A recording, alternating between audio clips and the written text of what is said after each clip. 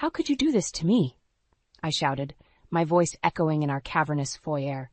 Dean stood impassively, almost bored, as I confronted him.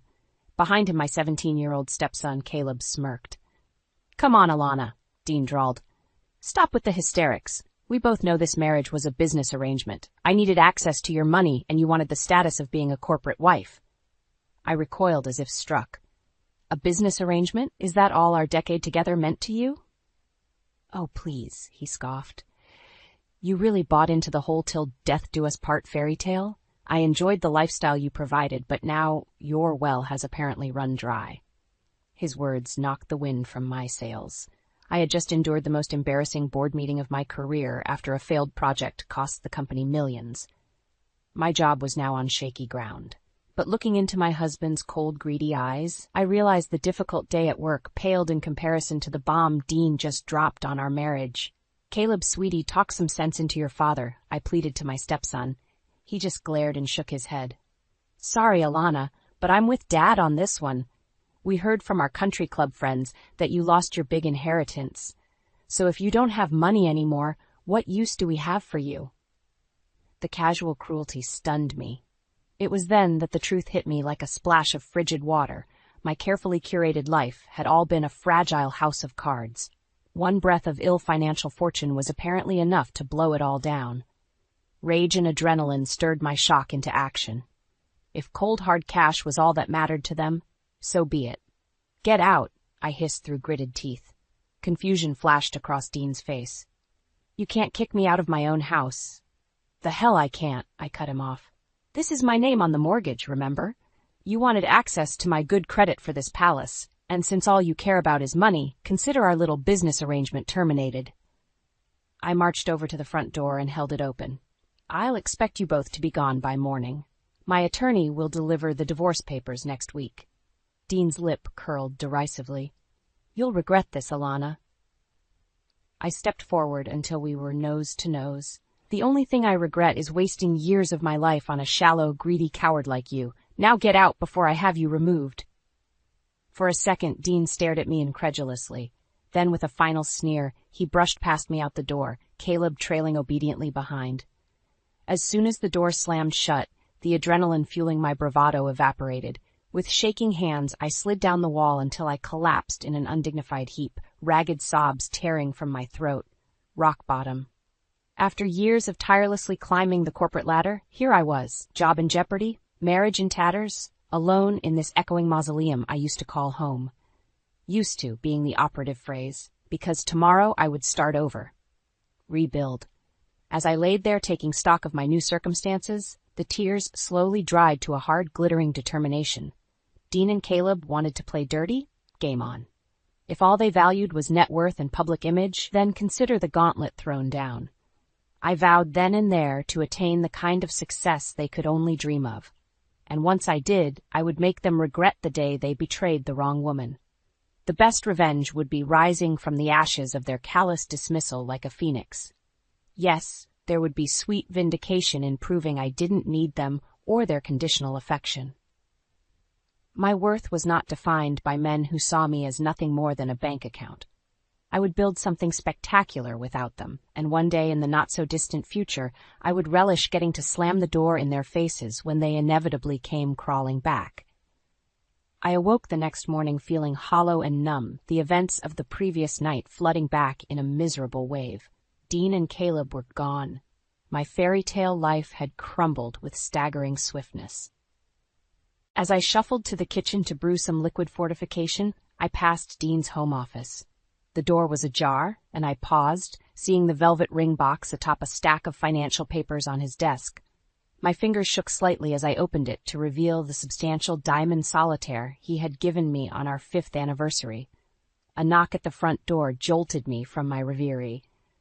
My attorney had arrived with the divorce papers as promised.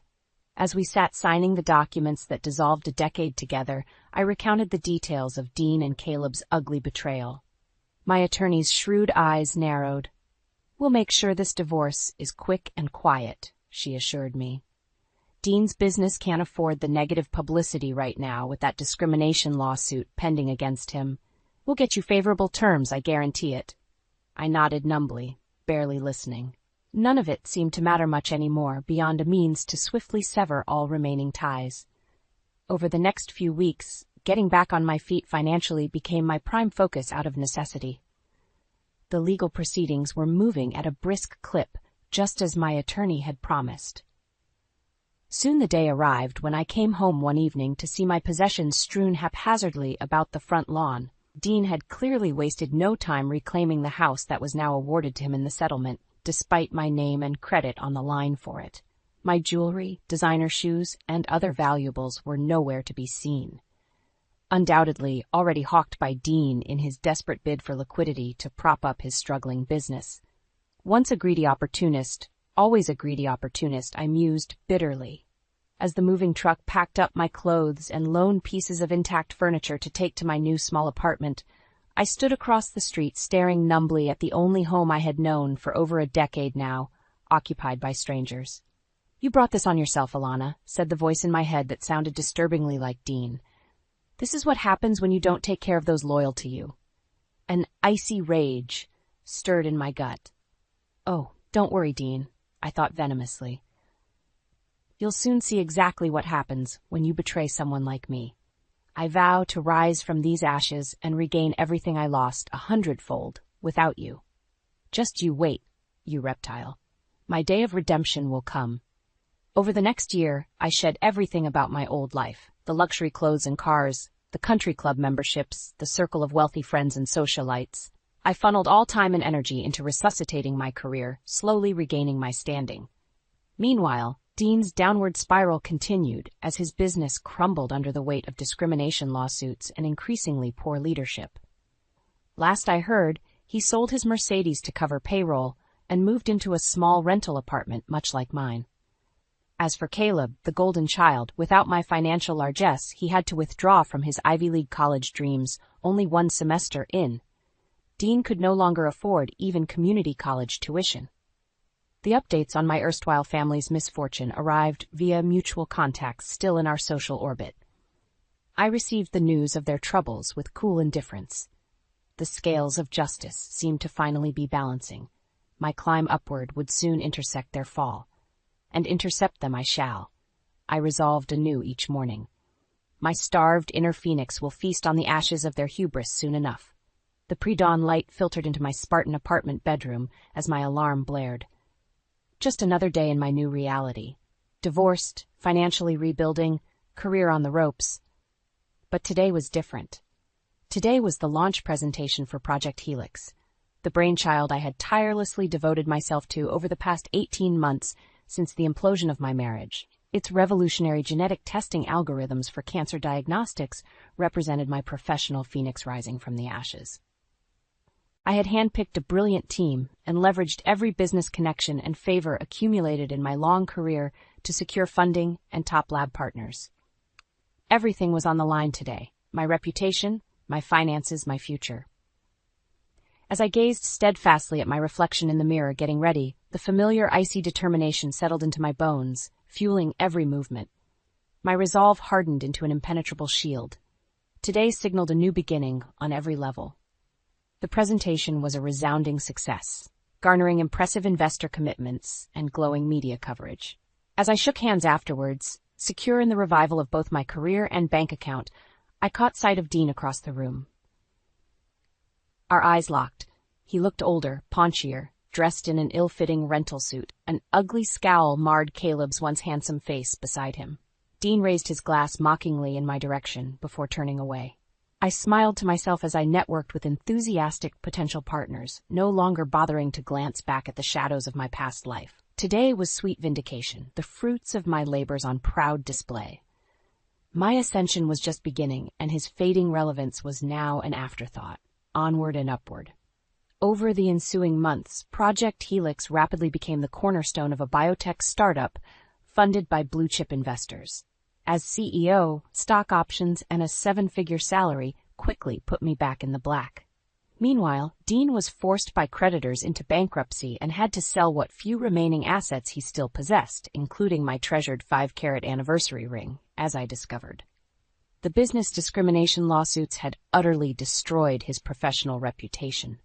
No one wanted to hire, fund, or work with someone so toxic. His fall from grace was almost complete. Caleb scraped by doing odd jobs, his Ivy League dreams replaced by the reality of community college dropout. How the mighty had fallen. Their crumbling fortunes were of only passing interest to me at this point. My star was rising to stratospheric new heights as industry accolades and magazine covers continued rolling in. I stayed laser-focused on nurturing this hard-earned success. My technology was gaining global recognition as a game-changer in oncology testing. As billions in potential market capitalization hung ripe for the taking, acquisition offers from all the pharma giants flooded my inbox, but I remained unmoved. My ambitions were far grander than cashing out now, like so many flash-in-the-pan biotech startups. I would build an empire that left no doubt as to my formidable talent and grit. A lasting legacy that no spoiled opportunist could ever wrest from my grip. As Project Helix's national rollout neared completion, I sensed my hour of sweet redemption was nigh. The day of reckoning I had nurtured like a smoldering ember these past miserable years. Soon I would confront the faithless parasites that derailed my life with such callous indifference. Dean and Caleb would finally behold with their own eyes what steely determination can manifest when someone with my tenacity puts her mind to a worthy purpose. The time had come at last to reopen that ugly chapter and slam it shut for good on my terms. My ascension was irrefutable, my rivals vanquished. Now to deliver the final blow that would humble them completely before my might and resolve. Soon, my old acquaintances would see that I was not defeated as presumed. No, I had returned, consulted, feared, and admired. My time had come again in spades. The game wasn't over, but the rules were about to change. Dean and Caleb would learn that to their sorrow soon enough. The phoenix had risen triumphant from the ashes they left. Now it was their turn to burn. I straightened my emerald silk blazer as I strode confidently into the soaring lobby of Prisma Laboratories. Today's meetings represented the culmination of intense negotiations for them to acquire a majority stake in my booming startup. On paper, I was selling control, but in reality, I would still lead operations with significant autonomy guaranteed in my contract. And the 9-figure payout would make me one of the wealthiest self-made female biotech entrepreneurs in history. Over the next few hours, I fielded complex questions from their executive team and arbitrated key deal points with my signature sharp focus.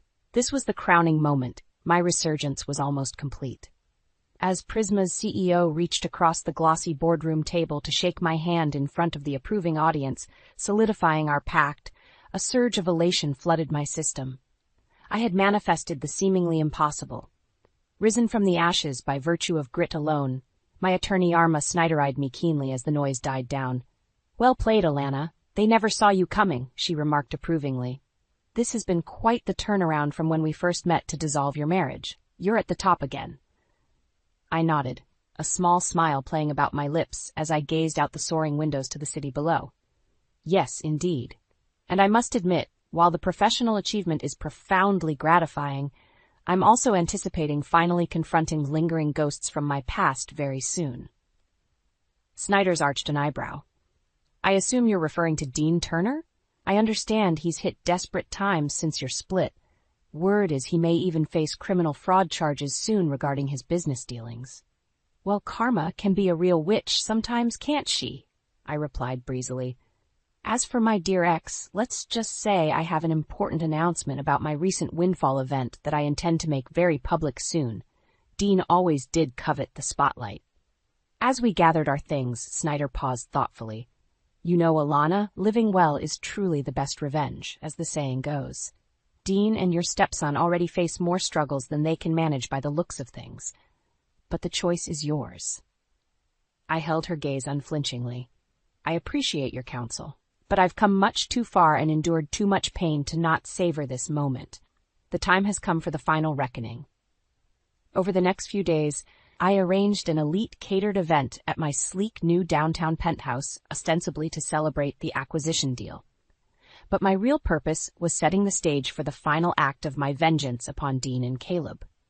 I made a point to conspicuously invite various old common contacts I knew would relay news back to Dean in short order. As expected, word soon reached my ex about the extravagant party and my massive windfall payout. I learned from my well-connected event planner that Dean was in a state of incredulous anguish upon hearing of my spectacular phoenix-like rise from the ashes. Predictably, he and Caleb instantly attempted to contact me, pleading for reconciliation now that my coffers had swelled again. But I simply blocked their increasingly desperate calls and messages without a second glance. My focus remained fixed solely on the upcoming spectacle I had carefully orchestrated for their final humiliation. The evening was perfect. Flexing my newly restored elite social status among powerful biotech nobility was profoundly gratifying. The catering was sublime, the champagne exquisite, the guest list exclusive. My couture silk dress attracted envious stares. Around midnight, Dean appeared uninvited at the door, attempting to charm his way past security. But I simply requested his forcible removal from the premises without bothering to leave my conversation circle. Soon, this whole ugly chapter plaguing me these last few torturous years could finally be laid to rest. My redemption song was nearly complete, needing only one last triumphant note. The time had come for my fortunes to irrevocably eclipse those who wrongly assumed I was finished. Tomorrow night, Dean and Caleb would comprehend the magnitude of their folly at long last. I would relish revealing how I prevailed while they crumbled. Vengeance would at last be mine in full measure. I surveyed the ballroom with pride, the elegant space glowing under crystal chandeliers. Tonight represented the pinnacle, the culminating spectacle during which I would regain control of the narrative that Dean and Caleb tried to write when dismissing me as irrelevant. False narratives have consequences, and tonight, before all the eyes of the elite circle they once traveled in, my adversaries would pay the ultimate price for their vain hubris. From behind the velvet curtain, I glimpsed familiar faces in the growing crowd. Socialites and industry titans whose circles once provided my daily sustenance mingled over cocktails. Soon they would all witness my astonishing rise from the ashes after barely hiding their schadenfreude over my supposed downfall not so long ago. A hush fell over the glamorous crowd as the lights dimmed. Then spotlights illuminated the stage where I stood resplendent in a beaded evening gown specially commissioned for the occasion. I savored the sudden shock rippling through the room. Indeed, rumors of my demise had been greatly exaggerated. Esteemed friends, colleagues, and supporters, welcome to this momentous night. My voice echoed confidently through the silent ballroom. I am beyond delighted so many familiar faces are here to help me celebrate recent events, which I shall disclose momentarily. First, a bit of context. I proceeded to recount my spectacular professional turnaround, born out of grit and vision when all seemed lost. Murmurs of surprise rippled through those who assumed bankruptcy and ruin following my brutal divorce and near-career implosion. And so it is with immense pride that I can now announce that Project Helix, my labor of love these past few years, has officially been acquired by Prisma Laboratories for a sum that shall propel my new firm, Turner Biologics, into the stratosphere. An astonished gasp went up from the audience, followed by a thunderous standing ovation as Dean's ashen face stared up at me in disbelief from the third row, Caleb shrinking behind him. The room roared with applause while my enemies grappled with this shocking public spectacle, revealing the scale of their gross misjudgment. I raised a hand and continued after the cheers died down, my voice ringing with conviction throughout the silent grandeur of the ballroom. My friends, you all saw me endure grievous betrayal and the loss of everything I held dear not so long ago. And yet here I stand before you stronger than ever, beholden to no one. My fortunes risen higher than my adversaries could have conceived. I allowed the dramatic words to sink in as hundreds of rapt gazes flickered between me on stage and Dean squirming in discomfort below. Let my astonishing journey serve as proof that integrity and grit conquer all. Much was taken from me, but now I have recovered my wealth and status 100-fold, while my enemies sink ever lower. Murmurs rippled through the ballroom as all eyes turned on Dean and Caleb. I let the discomfort stretch unbearably as camera phones immortalized their humiliation. Finally, I concluded, "Remember, friends, no matter how dark the night, the righteous phoenix shall always rise again, more glorious than before. Our setbacks oft serve but to propel our destiny higher than imagined if we but persevere." The ballroom erupted in a standing ovation as I soaked in my hard-won public vindication. Justice had been served at long last before all. Now closure could finally liberate me to chart wondrous new horizons unencumbered by the phantoms of past treachery. My revival was now irrefutably complete.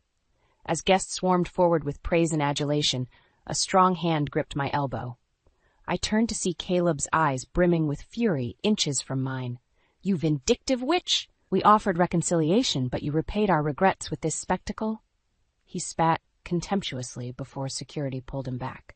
I calmly held his baleful gaze. "The time for reconciliation ended when you threw me away believing you had broken me. Consider this long overdue payment for your arrogance." His glare spoke daggers before security removed him, but instead of satisfaction, unexpectedly I felt only a growing hollowness expanding in my chest. Because gazing into that warped face oozing vitriol, I glimpsed a mirror image, and felt the arms of my gleaming victory turn cold and leaden.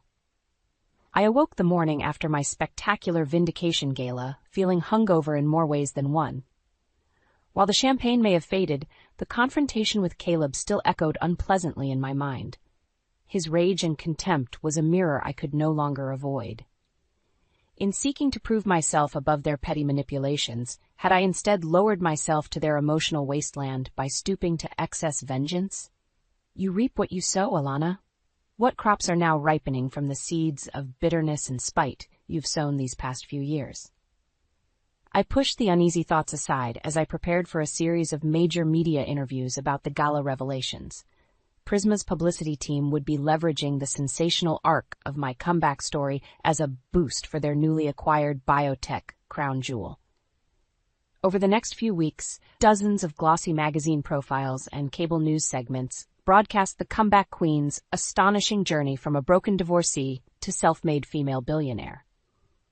I should have felt only jubilation at this hard-won validation. But as I politely fielded invasive personal questions about Dean's betrayal and my Cinderella redemption, feelings of unease continued swelling steadily. Celebrity anonymity and the consolation of wealth could not fully dull the growing spiritual crisis born that night. I witnessed my own reflection in Caleb's contorted face. One morning, as I absently surveyed the impressive view from my sleek new corner office, my executive assistant announced an unexpected visitor, my old friend and attorney, Carla Snyder.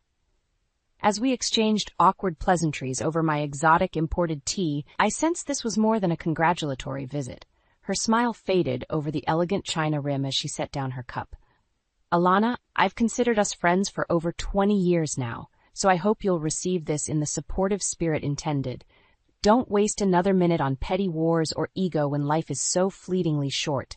You have miraculously reclaimed everything denied you. Don't squander it for a false illusion of justice or power over others." Her compassionate gaze held mine unwaveringly. "Despite your success, you seem more melancholy than ever.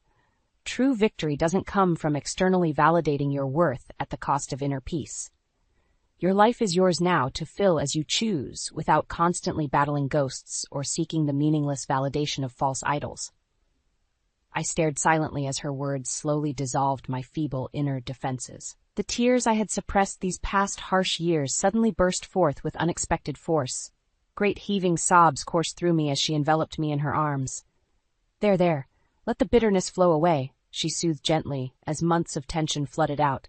"Forgive them, forgive yourself. Be free." In that instant, the remaining scales fell away from my eyes at long last. I saw with blinding clarity that in clinging to old pain and trauma as fuel for worldly ambition, I had simply perpetuated the same bleak emotional wasteland I condemned in Dean and Caleb. The phoenix had resurrected yet still dwelled among the ashes, denying herself rebirth into light. No more. Today I would step fully into my new life unchained from the past. The sweet fruit of my success would be savored without vain clinging to transient validation or memories of adversity suffered. I vowed to let compassion fill my heart henceforth, for those who betrayed me, for myself, and for all souls still dwelling in shadow. My remaining years would be a testament to the resilience of the human spirit when we turn from darkness into light. I took a slow, deep breath as I surveyed the familiar surroundings of my sleek corner office one last time. Today was my final day as CEO after selling the remainder of my shares in Turner Biologics. It was time to embark upon the next chapter of my life on my own terms, unshackled from past scars or vain ambition. The acquisition had made me tremendously wealthy beyond my wildest dreams. More importantly, it gave me the freedom to walk away while still young enough to explore impactful new horizons focused on uplifting others. My assistant entered hesitantly, interrupting my reverie. "Mrs. Turner, your ex-husband Dean is here insisting he be allowed to speak with you urgently." I sighed, shaking my head wistfully. Even now, at the bitter end, he persisted, trying to charm or manipulate his way back into my good graces after recognizing the full extent of his folly. Perhaps after years inhabiting bleak emotional wilderness devoid of genuine human bonds, even someone as warped as Dean felt the occasional flicker of regret. "Escort him in, please," I requested calmly. I had nothing left to prove or fear from the faded, humbled man who entered moments later. His expensive attire barely concealed a gaunt, weary frame much aged from heavy drink and despair. This closing conversation was long overdue for both our sakes.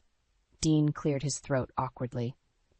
"Alana, I know neither words nor deeds can undo the harm I've caused. But for whatever it may be worth now, I wanted you to know I fully comprehend the magnitude of my reprehensible betrayal after you showed me only love and loyalty." His eyes glistened with rare emotion. "When you needed my support most vulnerable, I utterly failed and reveled callously in your downfall.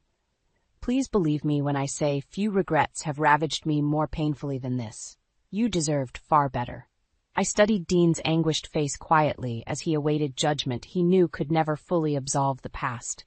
Had roles been reversed, would I have found compassion sooner without clinging to bitterness and hubris as fueling false strength? Did we not both lose our way, chasing empty validation once affection died? "Dean," I spoke gently at last, "nothing can alter what choices we made when anger and pride blinded us.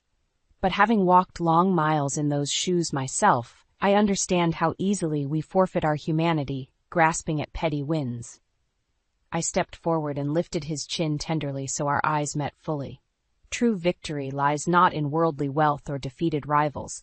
No, it springs from cultivating understanding and wisdom to halt the cycle of pain. From there flows the peace and freedom to lift up ourselves and others. This I have learned, thanks to the very bitterness and treachery that I once deemed unforgivable. Dean scrutinized my face wordlessly as long dammed tears streamed down his haggard cheeks. I clasped his hands warmly, wordlessly conveying the forgiveness long overdue between us both. Finally, I stepped back, gazing hopefully towards the door where Caleb lingered uncertainly. "My obligations here have ended. A new chapter begins for us all. Choose wisely where you walk hereon, friends, not just for your own sakes, but for those who need your light." With an encouraging smile, I turned away, then without hesitation or backward glance. The limousine waiting below whisked me towards tropical azure waters, and the blank canvas awaiting my vision for a new future, centered not on vainglory but service. For this precious chance to paint life anew, I owed immeasurable debts to protagonists of adversity now fading into memory. The phoenix had risen irreversibly from sullen embers. Shedding that tattered past with forgiveness, my resurrected wings now bore me gladly aloft towards horizons bright with purpose. Today was the first dawn where victory's glowing warmth finally filled me true from within, and I reveled joyfully in skies no longer darkened by lingering ghosts.